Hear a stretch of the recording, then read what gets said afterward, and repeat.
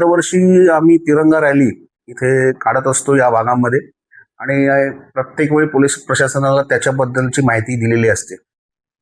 Police प्रशासनाला जर कधी असं वाटलं की काही प्रॉब्लेम आहे किंवा काय, तर पोलीस प्रशासनही आम्हाला बोलवत असतं, त्याच्यावरती चर्चा करण्यासाठी आमंत्रित करत असतं. पण यावेळी 168 ची नोटीस आमच्या वरती बजावली गेली आणि ही जी रॅलीच काढायची नाही अशा पद्धतीचं या नोटिसीत सांगण्यात आलं. आणि ह्या नोटिसीत जेव्हा निघाली तेव्हा मला असं प्रथम वाटलं की मी भारतीय नागरिक आहे की नाही, की माझ्या तिरंग्याची मी रॅली काढायची नाही असं कसं काय पोलीस प्रशासन सांगू शकतं. आणि त्याच्या विरोधात मी हायकोर्टात गेलो.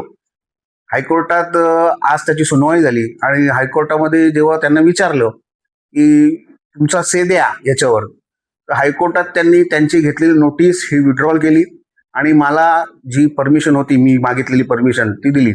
परंतु मला प्रशासनाला सांगायचं आहे की तुम्ही हम करे सो कायदा या इकडे चाललाय का?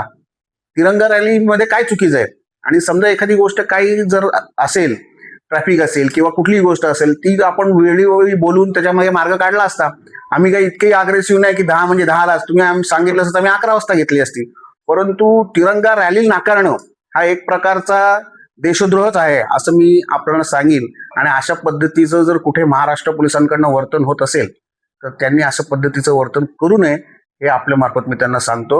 आजचा विजय हा आमचा आहे आणि न्यायालयाने दिलेला जो विजय आहे त्याच्यात तरी आम्ही समाधानी आहे. धन्यवाद. त्यांचं असं म्हणणं आहे की 1999 साली ठाणे सीपींनी जे काही त्यांना सांगितलं त्या लेटरची कॉपी सुद्धा त्यांना मी मागितली, परंतु आजतागायत त्यांनी दिली नाही. आज पण माणूस पाठवला होता, परंतु त्यांनी ती कॉपी देण्याचं तेवढं हे दाखवलं नाही आणि आज कॉपी नाही मिळाली. पण त्याचं दाखला देऊन त्यांनी सांगितलं की बाबा अशा पद्धतीची पारंपरिक निवडणुका तुम्ही पारंपरिक ज्या काही मिरवणूक आहेत तुम्ही काढू शकत नाही आणि तुम्ही 168 जी तुम्हाला मी नोटीस काढलेली त्याच्यामुळे तुम्ही ही नोटीस काढू नका.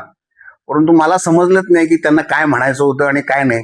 पण न्यायालयाने त्यांना सांगितलं आहे की काय त्यांचं म्हणणं आहे. न्यायालयात ते मला फोनवरती सुद्धा बोलले की तुम्ही नका करू, परंतु न्यायालयात त्यांनी नोटीसच विड्रॉल केली. याच्यावरनं त्यांना त्यांच्या दिलेल्या नोटीसीबद्दल किती आत्मीयता होती आणि किती कन्सर्न आहे हे ह्याच्यातून आम्हाला समजलेलं आहे. पुन्हा सांगतो आम्ही समाधानी. उद्या रॅली बाजे गाजे के साथ रॅली निघणार.